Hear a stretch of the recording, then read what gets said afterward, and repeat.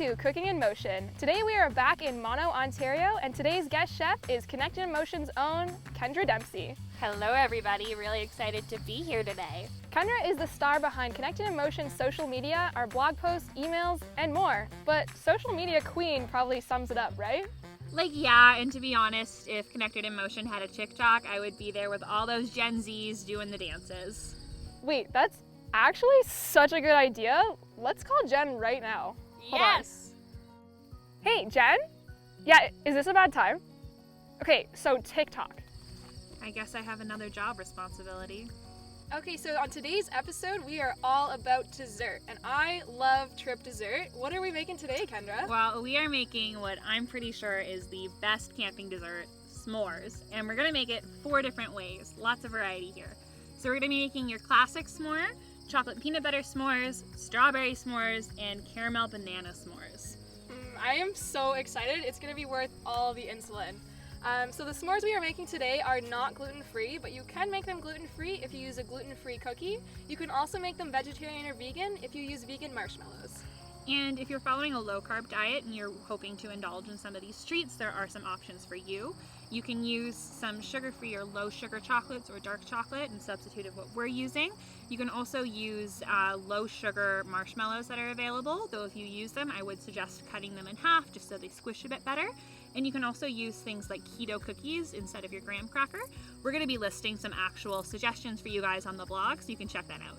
Awesome. Let's get started.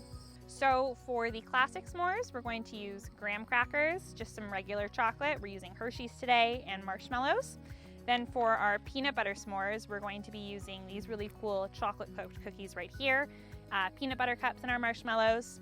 For our strawberry s'mores, instead of a graham cracker or cookie, we're actually using these lady fingers with some strawberry slices, chocolate of your choice, and marshmallows. If you have strawberry marshmallows, those are really awesome. We're just using regular ones today though. And then finally, for our banana caramel s'mores, we're going to use these chocolate cookies, some caramel chocolate, and the banana and marshmallow. When I roast marshmallows, I think it's all about patience and also the rotisserie style. So I find a nice hot spot and I just rotate. I can't say that there was any particular strategy going on here, but I'm excited to eat them. Yeah, they're looking pretty good. Some people like them really burned. I like mine extremely golden brown. Yeah, if I can get that nice kind of like caramel color, pretty exciting, but most of the time they just look very charred. So this is a really exciting day for me. While you're roasting your marshmallows, take a piece of chocolate on a graham cracker and put it next to the fire so that the chocolate gets nice and melty. Multitasking points. So we're using metal marshmallow skewers to roast, but a good wooden stick is just fine. Yeah. Okay, so we are going to start assembling our s'mores now. I'm going to be making the peanut butter chocolate s'mores as well as the caramel banana s'mores. And I will be making classic s'mores and the strawberry s'mores. Okay, I'm trying to figure out how to layer this here. So for banana caramel, I've got my chocolate cookies. I'm going to put my banana and... S'mores are one of, if not the easiest things you can possibly make on trip.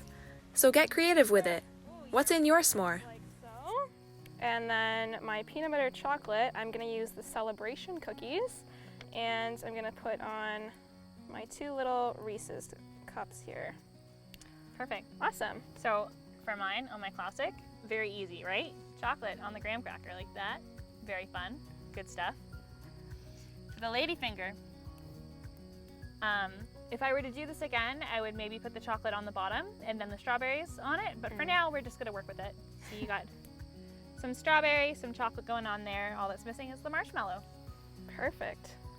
If your marshmallow is burned, just peel off the outside and then eat the innards.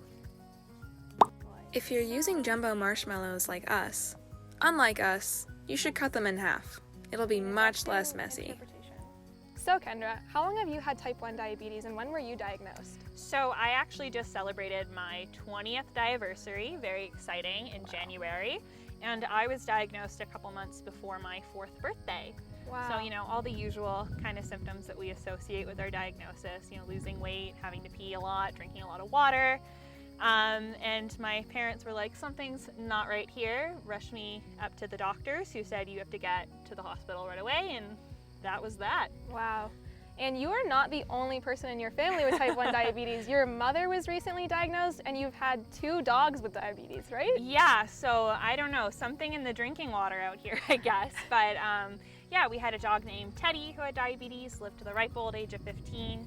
And we have a miniature pinscher right now named Bambi, who also has diabetes, and actually is currently wearing a Freestyle Libre sensor to help with figure out some of her insulin dosages right now. That's so cool. And in 2018, so after I was diagnosed by quite a few years, my mom was also diagnosed with type 1 diabetes, which totally threw us all for a loop. So Yeah. it's kind of adding an interesting, different layer to our relationship now to be able to kind of bond over that, and you know, me being in the position now where I'm helping her, whereas for so long she was the one helping me with it. Yeah. So it's pretty interesting. Wow. Yeah. That's incredible. And you just recently finished your master's degree in medical sciences. Yes. Congratulations. Thank you. Yes, it was a labor of love. I'm sure. And this year you're going to Ireland to do your second master's degree in public health. Yeah. Has having type 1 diabetes influenced you or made you want to go into the medical field? I think a bit. I think especially as a kid, obviously, when you have type 1 diabetes for so long, you spend a lot more time in doctor's offices and hospitals than the average person, and you get a bit more of that behind the scenes as to what goes on there, and it's definitely always been something that's interested me. And I think also just, you know, I was really, really fortunate to have really, really awesome doctors and members of my diabetes care team, which I think made a really huge difference in my perception of the disease and kind of working forward with it. But not everybody is that fortunate, not only with diabetes, but with a whole host of other conditions that they're dealing with. Mm-hmm. And in my mind, I was like, wow, you know, I really want to kind of get into this field and hopefully be someone who can make a difference for someone else at some point. Yeah, that's so cool. That's really inspiring. Okay, so it's time to talk about stigma. So we are 2 type 1 diabetics about to indulge in some delicious sugary dessert. And I think one of the biggest stigmas facing diabetes is surrounding food and what foods are good or bad and what people sometimes tell us we can or can't eat. So what are your thoughts on this, Kendra? Yeah, and I think like a lot of the stigma we face comes from misinformation in terms of like what all the different kinds of diabetes are and what they really mean, which is really unfortunate. And quite often you have people who just tell you right off the bat that no, you can't have sugar, you shouldn't have sugar.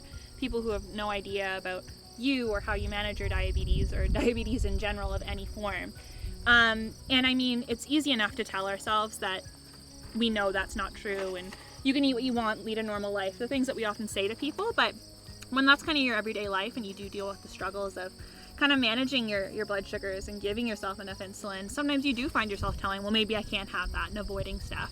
And I can remember being a kid with diabetes and, you know, being at a birthday party and there's cake and being like, well, why can't I have like a really big slice, and not understanding at the time. And it's difficult, but it's kind of like a relationship between food and yourself that you gotta kind of try to figure out so you can move forward and have a pretty normal existence, if normal is anything. But, yeah, absolutely. And I think what you said is true. It's entirely different for every person. So these generalizations just make it really difficult for everyone to find their own way and live their own life and eat the foods that they want to eat. So I love dessert and I love trip dessert, but this isn't something I would eat all the time. With my own diabetes, I like to manage it the best I can with balance, so everything in moderation, and that includes dessert. Yeah, definitely. I mean, like Sarah said, this isn't going to be some everyday thing, but sometimes, you know, you just really want to have a treat, and if that's something you feel you can manage with your diabetes and you're excited about it, you should be able to do that without feeling any sort of shame or worrying what someone's going to say or think.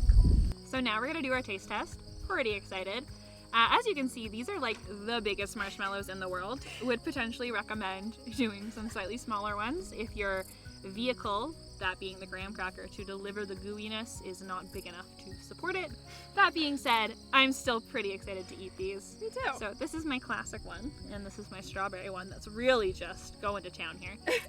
And then I have the caramel banana one here, and the chocolate peanut butter one here. So, s'mores. Let's taste these. Let's go. Cheers. Cheers.